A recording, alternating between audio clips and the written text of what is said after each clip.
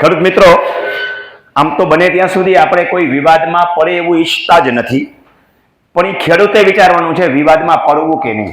પણ ઘણી વખત ઉડતા પાણા આવે તો વિવાદ સામેથી આવે તો તમને ડિફેન્સ કરવાની પણ ખબર પડવી જોઈએ. અને ઘણી વખત એવું બને કે તમારો કાયદેસરનો હક ખરેખર છીનવાતો હોય તો તમારે પણ કેસ કરવો પડે. તો આવા કેસ અલગ અલગ ટાઈપના છે.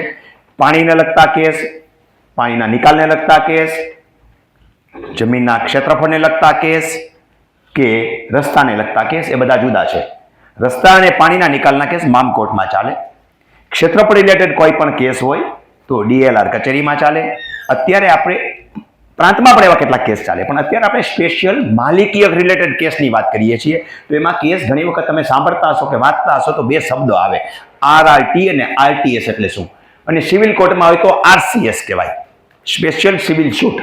આપણે એની વાત નથી કરવી ક્યાંય સિવિલ કોર્ટની, કારણ કે સિવિલ કોર્ટમાં તો તમે લડી નથી શકવાના, તમે રજૂઆત નથી કરવાના. એના માટે તમારે એડવોકેટ રાખવાનો છે. જેટલું નોલેજ હશે તો તમને ઉપયોગી થશે. પણ અત્યારે આપણે લેવું છે RRT અને RTS એટલે શું. બે વસ્તુ આમ જુઓ તો માલિકી રિલેટેડ એક સરખી છે, પણ બેના રસ્તા જુદા જુદા છે. બેના રસ્તા કેવા છે? જુદા જુદા. એટલે આપણને ખબર પડવી જોઈએ. તો પ્રથમ લઈએ છીએ RRT. RRT જે છે એ કયા કેસને આપણે RRT કહીએ? તો રેવન્યુ રિવિઝન તકરારી કે ટ્રિબ્યુનલ તકરારી. તકરારી શબ્દ પ્રોપર છે એના માટે કે તમે કોઈ નોંધ દાખલ કરવા માટે આપી. દાખલા તરીકે વારસાઈ આંબો આપ્યો.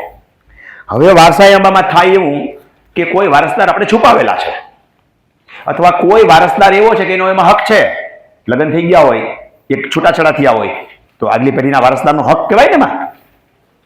બરોબર છે? એમ તો એક કેસ એવો આવેલો દિલ્હીનો કે જમીન પોતાની હતી ને બીજી વાવવા રાખી હતી, એમાં વાવેતર થયું હતું. એ કેસે RRTમાં આવે. એને DNA ટેસ્ટ કરાવીને આવ્યો અંદર. અત્યારે આપણે એટલી બધી લાંબી વાત કરતા નથી, આપણી ખેતીની જમીનની જ વાત કરીએ, આપણી વાવણી ને આપણી ઉપજ લે છે.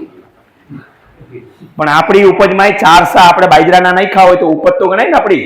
આપણે લખાવીએ ખાલી કપાસ જ, બાજરી છે તો ખરી ને આપણી. એમ દીકરીનું હક નામમાં ન ચડાવ્યું હોય તો ભાણિયા અને દીકરી દ્વારા વાંધા અરજી આવે હક દાખલ કરતી વખતે. તો જ્યારે કોઈ પણ કાચી નોંધ દાખલ થાય ત્યારે વાંધા અરજી આવે એટલે મામલતદારે કાંઈ નથી કરવાનું. મામલતદારે નોંધને પાકી નોંધ કરવાની નથી. 135D બધી છે. વાંધો આવ્યો એટલે તકરારી રજીસ્ટર લેવાનું છે. જે અરજી આવે ને ક્યાં લીધી? તકરારી રજીસ્ટર. પછી તકરારી રજીસ્ટર લઈને કેસ ક્યાં મોકલી દેવાનો છે? ડેપ્યુટી કલેક્ટર પ્રાંતને. આ જમનમાં ચાલશે, જસુમાની જમીન સુધારણામાં નહીં. આ ચાલશે ડેપ્યુટી કલેક્ટર પ્રાંત અધિકારી જમન જમીન મહેસૂલ અધિનિયમ નીચે જે કંઈ કાર્યવાહી કરવાની હોય એ મામલતદાર પ્રાંત છે એ કરશે. તો આ કેસનું નામ શું આપશે? RRT case.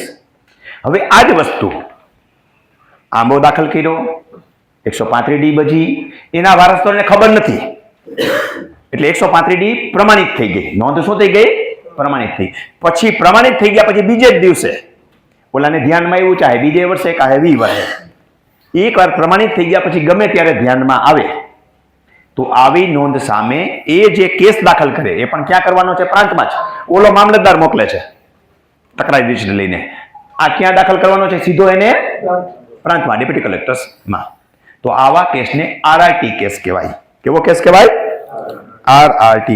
એ છે ને રિવિઝન ટેકનિકલ સર્વિસ છે, આખી રેવન્યુ ટેકનિકલ સર્વિસ છે.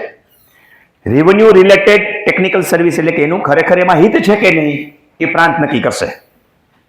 એ કેસ ખરેખર ચલાવવા લાયક છે કે નહીં. આની પેલા એક જોગવાઈ સમજી લઈએ. એ છે ડિલેકોને વિલંબ માફી. નોંધ પ્રમાણિત થાય એટલે વાંધો હોય તો 30 દિવસની અંદર તમારે વાંધો રજૂ કરવો જોઈએ. તો વિલંબ માફીની જરૂર નથી. એનાથી વધારે દિવસો વયા ગયા, 30 વર્ષ જાગવા વાળા છે, 30 દી પછી મુદત પૂરી થયા પછી 4 મહિના પછી, 6 મહિના પછી, 6 વર્ષ પછી કે 30 વર્ષ પછી કેસ ચલાવવો હોય તો કેસની સાથે સાથે જ વિલંબ માફી મૂકવી પડે.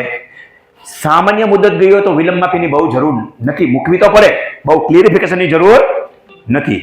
2, 4, 5, 6 મહિના વરદી વી ગયો તો હાલે, બહુ જાજા વિલંબ માફી ન કરે. 10 વર્ષ વ્યા ગયા, 20 વર્ષ વ્યા ગયા, 30 વર્ષ વ્યા ગયા તો વિલંબ માફીનું સચોટ કારણ મૂકવું પડે. ડે બાય ડે નું મૂકવું પડે. કાયદામાં એમ કહેવાય. એટલે ડે બાય ડે મૂકવાની જરૂર નથી.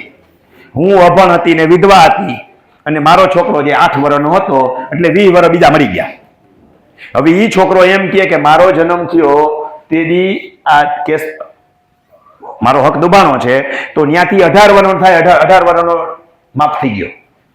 આને ડે બાય ડે જ કહેવાય કાયદાની પછી. ત્યાંથી વધારે સમય ગયો તો એને ક્લિયરિફિકેશન મૂકવું પડે કે હું આ નહોતો, વા ભણવા ગયો તો 10 વર્ષ બીજા આવ્યા ગયા, હું આ નહોતો, ફોરેન ગયો તો, મને મારા રેકર્ડની ખબર નથી, મારા કાકા સંભાળતા હતા. ટૂંકમાં વિલંબ માફીનું સચોટ કારણ મૂકવું પડે. આટલું જ પૂરતું નથી, વિલંબ માફી સાથે સાથે વિલંબ માફીના ચુકાદા પણ ટાંકવા પડે કે ઉપલી કોર્ટોએ વિલંબ માફી આ કારણે, સુપ્રીમ કોર્ટના જજમેન્ટ પણ ટાંકવા પડે કે કોઈ પણ વ્યક્તિને માત્ર વિલંબ માફીના કારણે એના રેવન્યુ રાઇટ્સ અને બંધારણીય અધિકારોથી વંચિત ન રહી જવો જોઈએ, એટલે પણ વિલંબ માફી આપવી જરૂરી છે. આવા સચોટ કારણો પણ મૂકવા પડે. માયગા વગર માય ન પીધે. તો આટલી વસ્તુ તમને મેં તમારો કેસ માટે પ્રાઇમા ફેસી પ્રાથમિક બાબતની ડેફિનેશન સાથે સમજાવી.